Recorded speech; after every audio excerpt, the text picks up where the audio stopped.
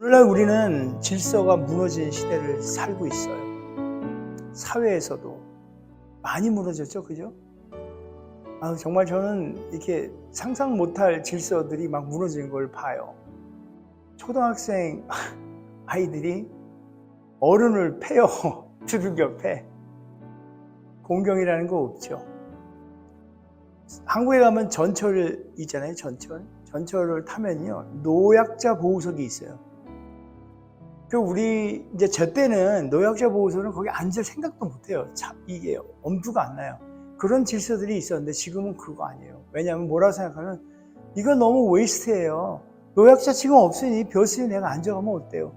이거 굉장히 타당성 있는 이야기지만은 솔직히 제가 생각할 때에는 그거 안 타당해요. 그게 왜 타당해요? 비어 있는데 뭐. 그래서 에피션트하고 뭐 이게 참 좋다라고 얘기해도 그건 제가 배웠던 질서는 아닌 것 같아요. 한 번은 제가 한국에서 전철을 타는데 진짜 몰랐어요, 저는. 아무도 안 앉아 있는 거예요. 그리고 거기 노약자라고 써있지도 않으니까 저는 그냥 너무 좋다 그러고서 다 앉아서 가는데 기타를 제가 이렇게 앞에 놓고 이렇게 하는데 발밑에 이렇게 보게 됐는데 거기에 임산부 지정석 이렇게 써있는 거예요. 제가 임산부 다니는데 그냥 뭐 배웠다고 앉은 건 아니고 진짜 모르고 앉았어요. 너무 놔두고 온 거예요. 왜냐면 그렇게 앉아있는데 누군가 저를 보고 있어요. 이렇게 보는 거예요. 저 젊은 놈이 저기 앉아있지? 제가 이런 얘기를 하려는 건 아니고요. 무너져 내려가 있는 이 질서, 사회가 무너지는 질서. 가정도 마찬가지예요. 가정도. 제가 수원에 있는 유신고등학교 나왔습니다. 우리 유신고등학교 인사로 있었던 우리 안양숙 사모님도 아시지만 참 좋은 학교예요. 근데 제가 그 학교를 들어갈 때 제가 가고 싶어서 간 건 아니에요. 뺑뺑이 돌려서 정말 운 좋게 거기로 갔어요. 근데 지금 생각해보면 하나님의 인도하심이 아니었나 생각을 해봅니다. 왜냐하면 저희 집안은 대대로 내려오는 불교 집안에다가 아버지는 대처승이었고 뭐 이러다 보니 거기 간다는 게 참 이게 뭐 말도 안 되는 얘기예요. 아무튼 그런데 제가 그 중학교 때예요. 중학교 때.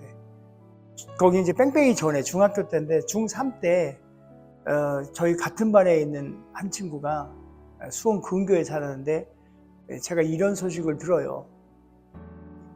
그 친구는 등치가 일반 우리 같은 동급생보다 한 두세 배는 커요. 근데 어느 날 그 친구가 퇴학을 당했어요. 왜 당했나 했더니 아버지를 패서. 그 가정, 그때도 제가 다닐 때도 가정은 이미 질서는 무너지기 시작을 했어요. 그리고 교회, 뭐 진짜 교회 진짜 이거 솔직히 얘기하면 말할 거 없습니다. 교회에 요즘 무슨 질서가 있어요? 교회 정말 어른인 장로님 계셔요, 그죠? 뭐 우리 침례교회는 장로가 없다 하더라도 안수 집사님이라는 분이 계셔요. 또 요즘은 또 호칭으로 또 대접을 해드리는 장로님이 있어요. 이 장로라는 직분은요, 정말 대단한 분들이에요. 우리가 그분들에 대해서 존경도 없고, 장로 그러면 밥이나 사는 사람, 뭐 이 정도로 생각해요. 그래서 뭐 이 교회 저 교회에서 장로를 주네 안 주네, 내가 주니까 저 교회로 옮기네, 이거 무너진 질서라고 저는 생각합니다. 물론 직분이라는 것 자체는 하나님께서 허락하신 거라 우리가 왈가왈부할 건 없어요. 그러나 우리가 마음적으로 좀 생각해야 될 것 같아요. 아무튼 각자 자기 뜻대로 말하고 행동하는 그런 시대예요. 누가 그게 옳다 그러다 얘기도 못하고 내 뜻이 그러니. 많은 사람들이 자기의 그 자신들의 행동과 말을 할 때 이렇게 변명을 늘어놓습니다. 내가 느끼는 그대로 하는 것이 맞는 거야. 내 느낌이 맞는 거야. 내 느낌 이대로. 광고에도 나와요. 그러니 막 보기 좋죠. 뭐 진짜 잘생긴 청년 하나가 나와가지고 멘트가 그래요. 내 느낌 그대로. 그럼 뭔가 좀 있어 보이는 거예요. 아름다운 아가씨가 하나 나와가지고 내 느낌 그대로 뭐 이런 얘기를 해요. 제가 보기엔 그런 착각을 불러일으킬 만한 것들이 이제 주어지는 거죠. 그리고 신앙적인 것도 그래요. 어떻게 하든 간에 그건 내 방식이야. 내 신앙 방식이 이런 거야. 라고 주장을 해요. 질서와 관계없네요. 그냥 나예요, 나. 그러면서 하는 거예요. 하나님, 내 하나님도 나를 알아줄 거야. 그래서 좀 우스개 얘기지만 도대체 하나님이 한 분이 아니고 지금 몇 명 있는지 모르겠어. 쟤네 하나님, 저쪽 하나님, 이쪽 하나님, 저쪽 하나님. 이게 다른 것 같아. 아무튼 이렇게 자기 중심으로, 내 중심으로 나의 행동에 대해서 자신을 이렇게 합리화하면서 살아갑니다. 또 그것이 세상은 또 지금 옳다고 그래요. 제가 얼마 전에 인터넷을 통해서 어느 목사님, 참 훌륭하신 목사님이신데 그분 설교를 들으면서 어떤 생각을 했냐면 우리가 지금 겪고 있고 우리가 지금 즐기고 있고 우리가 지금 함께 하고 있는 게 문화라는 게 있어요. 이 문화는요, 그분의 표현이에요. 죄가 똘똘 뭉쳐져서 생긴 게 문화라는 거예요. 그러니까 자기 뜻대로 막 하고 자기 방식대로 한 것들이 너도 좋고 나도 좋고 막 이래가지고 이렇게 해가지고 문화가 되는 거예요. 그래서 동성애도 막 문화로 물어붙이고 뭐 소수 뭐 어쩌고 저쩌고 해가면서 강아지랑 결혼한 사람이 있어요. 미국에 강아지랑 결혼했다니까요. 이거 뭐 어떻게 되는 거예요? 그 문화래요. 아무튼 제가 오늘 그 문화 얘기하는 건 아니고요. 이렇게 정말 온통 자기 중심적으로 생활하면서 표현을 또 합니다. 왜 그렇게 하냐? 그랬더니 나는 소중하니까. 예쁘지 않아요? 아름다운 풍경 속에서 아름다운 아가씨가 나와가지고 뭔가 하면서 밝은 웃음으로 단일하게 아주 연약한 모습으로 나서 뭔가를 하다가 나는 소중하니까. 욕 나올 뻔했어요, 제가. 네가 뭐가 그렇게 소중하다고. 그러니까 이런 것들이 문화인 거예요, 이제. 이 죄덩어들이 뭉쳐있는 게 문화다. 그 제가 좀 동감을 해요. 제가 잘 아는 건 아니지만 그런 것 같다라는 생각을 해요. 여튼 어찌됐든 간에 이 오늘 본문의 그 이스라엘 역사 가운데 가장 혼란스럽고 어두웠던 그 시기, 그 사사의 시기에 등장한 이야기예요. 그냥 하나님 없이 세워진 어떤 그 신앙, 사람의 기준으로 만든 그런 종교가 그런 것들이 얼마나 무서운 결과를 가져오는지를 한번 묵상하고 싶은 거예요. 잊지 말아요. 나의 자기 소견대로 살면 결국 무엇을 잃느냐. 요거를 좀 염두하면서 오늘 함께 생각했으면 좋겠어요. 이야기가 이렇게 시작을 합니다. 에브라임 산지에 사는 미가라는 사람이 있었어요. 미가라는 사람이 자기네 엄마 돈을 이렇게 은 1,100개를 훔쳐요. 그러고 나서 미가 엄마가 아니 어떤 놈이 이 돈 내가 훔쳐갔어. 진짜 이 XX 이 욕을 막 하는 거야. 이 후라가 이러면서 미가가 그걸 듣더니 찔리는 거야. 엄마야 이거 큰일 났네. 우리 엄마한테 걸리면 나 뒤집었네. 뭐 이래가지고 엄마한테 돌려줘요. 그때 엄마가 야 돈을 찾았다. 저 같으면요 그놈 새끼 다리 몽둥이 삐지러 오지 뭘 그걸 찾았다. 자기 돈이야 자기 돈. 아무튼 그래가지고 엄마가 기뻐해가지고 그 은 1,100개 중에 200개를 빼가지고 신상을 만듭니다. 신상. 그래가지고 만들고 미가의 집에다 이렇게 딱 놔둬요. 그러고선 미가는 그걸 보고 생각을 해보는 거예요. 거기다가 자그마한 신당을 만들어. 그리고 미가 엄마는 너무 좋아하는 거예요. 기뻐하는 거예요. 그런데 보니까 미가 엄마가 그런 거 딱 만들어내니까 자기 아들을 제사장으로 세워버려요. 지들끼리. 이거 심각한 거죠. 그래서 제가 이게 그때 당시 이스라엘 백성들이고 그 에브라임 산지에 사는 사람들도 하나님을 아는 백성들이에요.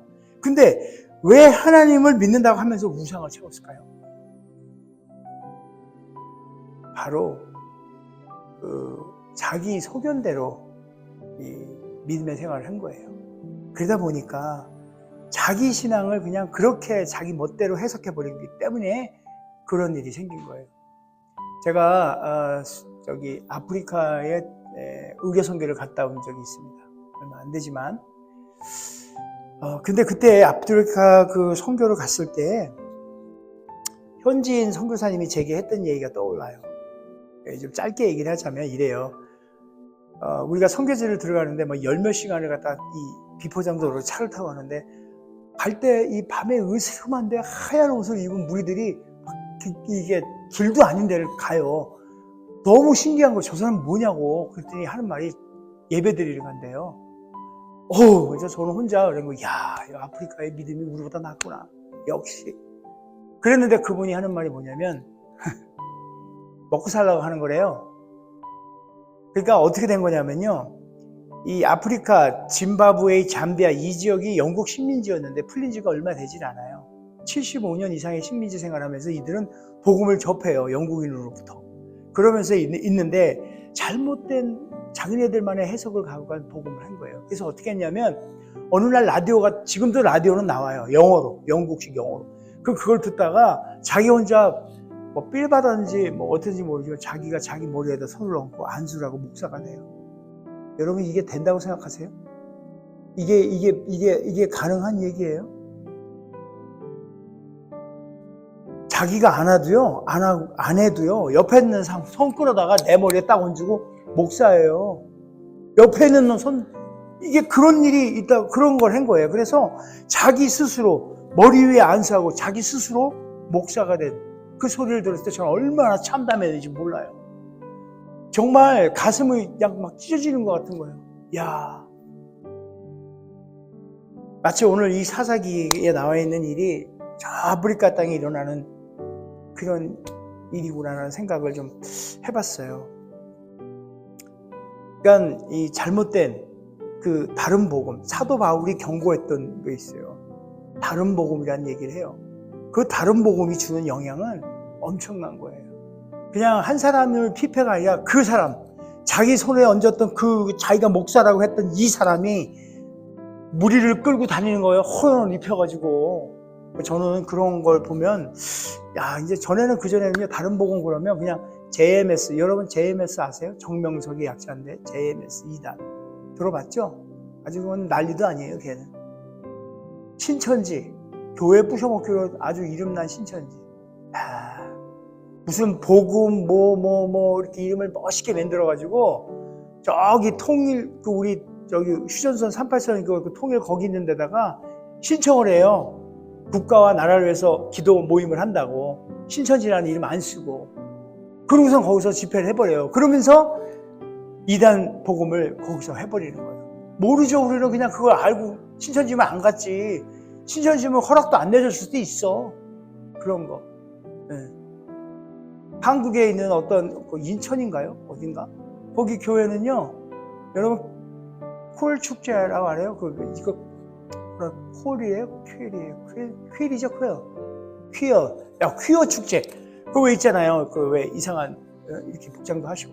그런 분들 와가지고 그거를 옹호하고 그들을 위해서 뭘 하겠다고 해서 집회를 해요. 어디서 하느냐? 교회에서 한대요. 교회에서 한대요. 그거 말이 돼요? 그러면 분명히 그 단체에서 그 교회에 전화했을 거 아니에요. 거기 좀 쓰자. 저는 이해가 안 가요, 그게. 자기의 소견대로 살아가는. 아무튼 이야기를 조금만 제가 좀 더 이어가면요.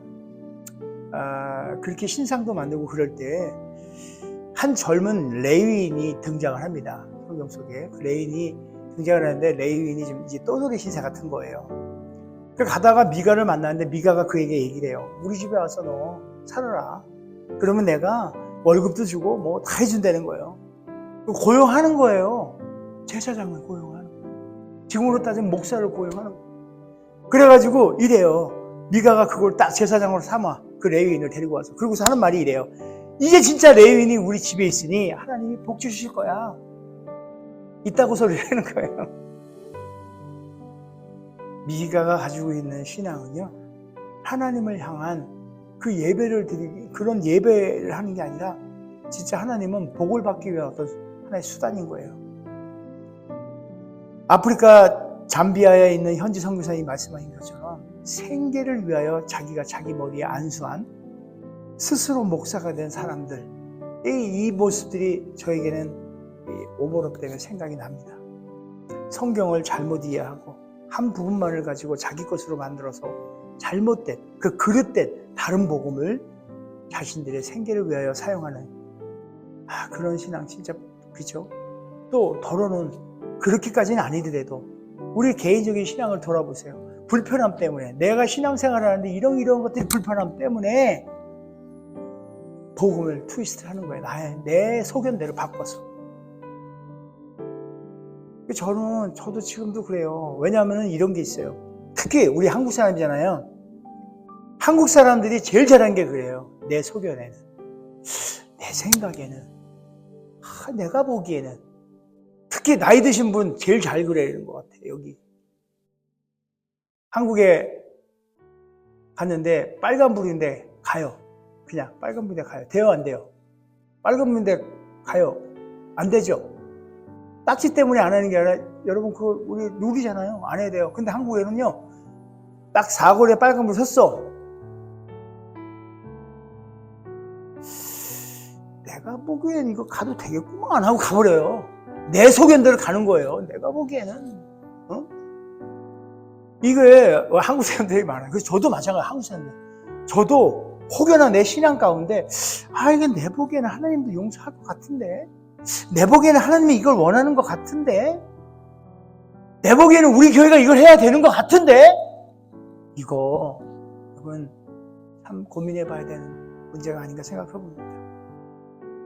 요즘 진짜 참 어려워요. 시카고 지역에 있는 목사님들, 정말 목사님들 사이에도 참 답답하게 이를 데 없습니다. 저를 포함해서 다. 어떤 한 분, 누구라고 실명은 안 해요. 근데 그분도 마찬가지예요. 복음을 전하겠다고 열정적으로 전도하고 막 그래요. 근데 그분이 정말 자기 소견대로 해요. 그러니까 복음을 전하는 거에 왕도가 없다, 이 말을 조금 오해한 것 같아요. 여러 가지 방법을 통해서 복음을 전해야 하는데요, 내 뜻대로 했을 때에는 큰일 나는 일도 생길 수도 있어요. 오히려 복음을 저해하는. 사도 바울은 일생을 먹지 않는다고 그랬어요, 고기를. 왜요? 내 형제가 실족한다며. 내 소견대로라면 이까짓 게 뭐라고 먹어도 돼요. 근데 내 소견대로 하면 안 되잖아요. 아무튼 조금 더 미가 이야기 좀 들어봐야 될 것 같아요. 그래서 이 신당을 차리고 이제 제사장도 고용했어요. 그러던 날 어느 날 단지파 사람들이 이 다른 지역을 이제 점령하려고 지나가다가 정탐꾼들이 지나가요.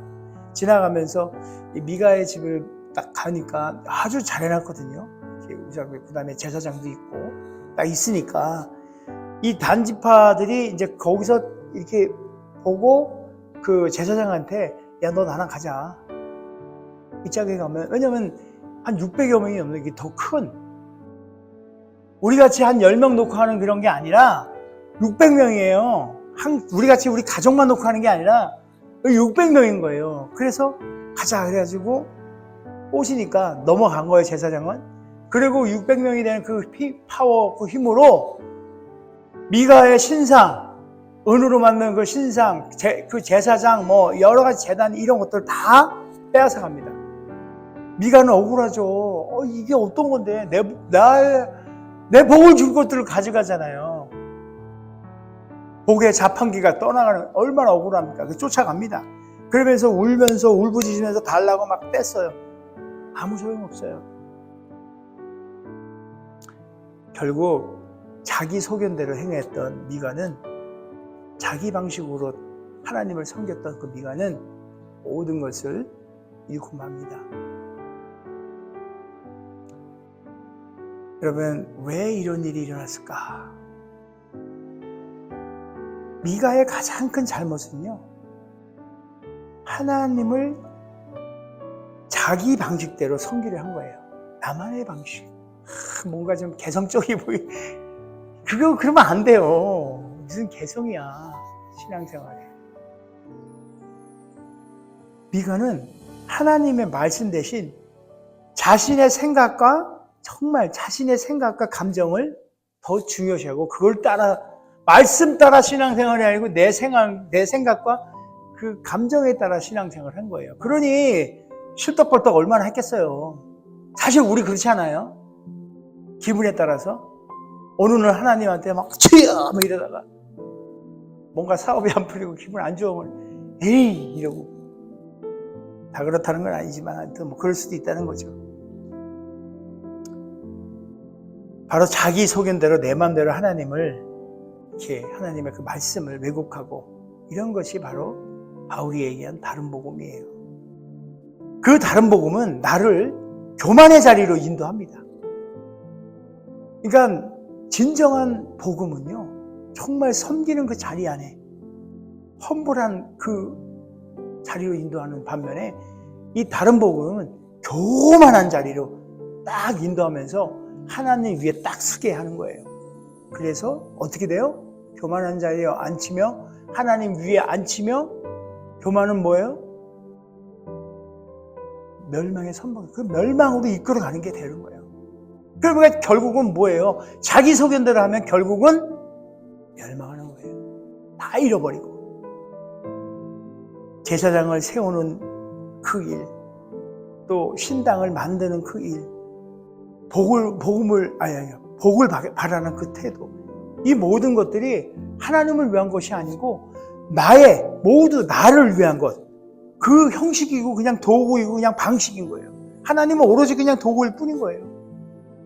그 모든 도구들은 다 그냥 요한복음에 우리가 잘 아는 말씀 있잖아요. 하나님은 영이시니 예배하는 자가 신령과 진정으로, 요즘 바뀌었더라고요. 영과 진리로. 그게 우리가 가져야 될 신앙인 것 같아요. 내 마음대로 하는 게 아니라 진리 없이 말씀 없이 드려지는 그런 신앙은 결국 그냥 인간이 만들어낸 그냥 이 잡다한 것뿐이 안 돼요. 아무튼 멸망, 모든 걸 다 잃고 이제 멸망하고 사망, 그 수월로 가는 지름길이 내 소견대로 하는 거라고 생각합니다. 여러분 혹시나 우리 가운데 그런 내 소견이 강하게 주장된다면 오늘 이 말씀 미가를 좀 생각하면서 돌이켜보면 참 좋겠어요. 내 방식대로만 살고 있지 않았나? 가정에서도 그래요. 부부가 남편은 남편대로 옆편이래, 남편한테 옆편이래, 남편은 남편대로, 또 와이프, 여자는 여자대로, 남자는 남자대로 자기 방식대로 살면 그 가정은 온전치 못해요. 물론 한쪽이 좀 세가지고 한쪽이 좀 참아주고 뭐 그렇게 가긴 하겠지만 그 역시 참 불편한 그런 거예요. 부부관계만 그러겠어요. 자녀관계도 마찬가지라고 생각해요. 자녀는 이런 일을 하기를 원해. 부모는 세상을 보니까 그 일은 아닌 것 같아. 내가 보기에 나오면 부모와 자식 간의 관계가 어려워지죠. 교회도 마찬가지예요. 교회 진짜 마찬가지예요. 제가 찬양을 참 좋아하고 지금까지 찬양을 가지고 거의 한 30년 가까이 사역을 해오지만 교회 찬양도 그래요. 찬양 인도자가 선별을 합니다. 곡을. 그래서 이 곡을 이렇게 해석을 해서 내가 이렇게 가기로 해요. 그런데 찬양 그 단원이나 임원들이 그거 아닌데라고 이걸 하면은 안 돼요. 솔직히. 물론 이 인도하는 인도자가 또 자기 소견이라고 생각할 수도 있겠지만 마찬가지예요. 서로가 그 소견 내려놓고, 그러나 인도하는 분은 어쩔 수 없이 제안을 해야 돼요. 그 안에서. 그러니까 그게 질서라는 부분이에요. 따라가줘야 되는 거예요. 설령 내 마음에 들지 않는다 하더라도 하나님의 뜻인 줄 알고 따라가지고, 물론 의견은 제시할 수 있어요. 그러나 의견이어야 해요. 주장이 아니고. 주장이 되면 불편함이 옵니다. 정말 서로가 이해해야 돼요. 의견과 주장은 다르다는 것을. 아무튼 하나님, 참 우리에게는 무엇과도 바꿀 수 없는 하나님, 그 하나님의 관계가 하나님 내 소견대로 갔다가는 죄 가운데 있어요. 사망인. 정말 우리 복 받기 원하잖아요. 하나님은 복 주시는 분, 뭐 이래가지고 우리가 섬기고 이러면 안 되잖아요. 우리는 어찌됐든 간에 하나님과의 그 관계, 그 회복이 복이에요. 왜냐하면 여러분도 알다시피 아담의 범죄 이후로 하나님과 관계가 우리가 깨졌잖아요. 깨진 관계를 회복해내는 거예요. 그래서 여러분 진짜 지금도 마찬가지예요. 우리 죄 때문에 뭐 하나님과의 관계가 무너졌던 이 모든 것들을 회복해내려면 우리 소견대로 할 수 있는 일이 아니에요. 그리고 하나님은 그런 관계 속에서 우리에게 보여줄 수 없어요. 관계가 엉망인데 아버지이신 하나님께서 어떻게 뭘 해줄 수 있어요? 이미 엉망이어버렸는데. 정말 우리 교회 가운데 우리 스스로를 돌아볼 때 내 소견이 먼저인지 아니면 지금 예배 드리는 이 자리가 내 소견에 의해서 온 건지 하나님의 순종을 위한 이 발걸음인지를 여러분 좀 생각해 봐야 돼요. 나는 이렇게 예배 드리는 게 좋아. 아니에요. 나는 굳이 성경을 문자 그대로 안 믿어도 그냥 내가 잘 풀이해서. 아니에요. 내가 보기엔 이게 더 좋은데? 아니에요. 하나님이 보시기에 아름다웠다. 이래야 되지 않겠어요? 정말 하나님은 우리의 중심을 보십니다. 저는 모르죠. 여러분들도 서로를 모를 거예요. 저 친구가, 저 박 목사가 지 소견대로 하는지 모르죠. 그죠? 근데 하나님은 아세요. 박 목사, 네 소견이야. 저는 하나님의 소견대로. 제가 무지하고 아무것도 모르기 때문에 하나님 기도하는 거예요. 하나님의 소견을 제게 보여주세요. 저는 그저 말씀 붙잡고 순종하며 가겠습니다. 이것이 저와 여러분의 고백이 되어야 되고요. 이 마음으로 예배에 임해야 된다고 저는 생각합니다. 아무튼 하나님하고 쫑치지 마세요. 하나님 결별하지 마세요. 내 소견대로 하면 하나님하고 관계 망가뜨리면서 결별하는 거예요. 하나님 쫓아가는 게 좋습니다. 아무튼 오늘 저와 함께 나누고 상고한 이 말씀의 본문의 마지막, 아까도 얘기했듯이 그때 이스라엘에는 왕이 없으므로 사람이 각기 자기 소견대로, 이 왕이 없다는 것은 왕을 인정치 않는다는 말이잖아요. 그래서 여러분 한번 물어봅니다. 여러분의 삶의 예배 가운데 왕은 누구냐고요? 대답 안 해도 알잖아요. 그죠? 내 감정이 왕이에요? 내 경험이, 내가 70년, 80년 살아온 내 경험이 왕이에요? 아니면 살아계신 하나님의 말씀인가요? 그 말씀이 우리 삶의 주인이 되시고 왕이 되시고 정말 그것이 전부이길 바랍니다. 제가 정말 마지막으로 여러분께 결단을 권면해요. 결단하십시오. 내 소견 내려놓고 하나님의 말씀, 주님의 그 소견만을 제가 믿음으로 순종, 아니 그냥 복종하자고요. 까이거 복종하며 나아가겠습니다 하는 결단이 여러분 있었으면 좋겠어요. 주님, 내가 오늘 주님을 다시 한번 내 왕으로, 내 삶의 왕으로 모시겠습니다. 말씀이 기준이 되는 신앙, 순종이 열매 맺는 그런 예배자로 다시 살겠습니다.